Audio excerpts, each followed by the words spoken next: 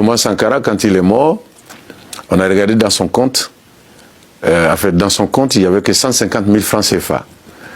Houphouët-Boigny était l'un des chefs d'État les plus riches de la planète.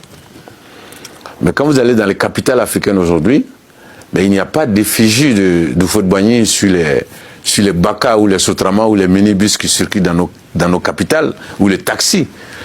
Alors vous avez la photo de Thomas Sankara, de Patrice Lumumba, de Kwame Nkrumah, et donc c'est ça. Et donc pour répondre à votre question, voilà, je dirais que Thomas Sankara, c'est notre guide.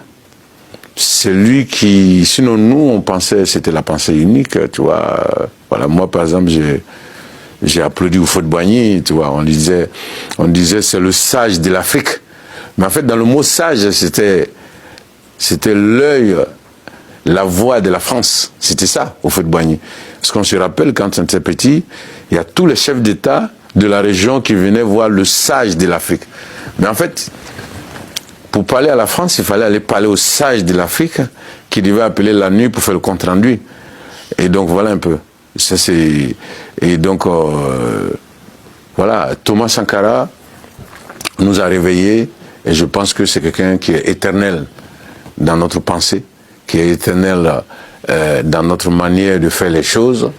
Et je pense que c'est quelqu'un qui est définitivement un héros pour nous. Un saint?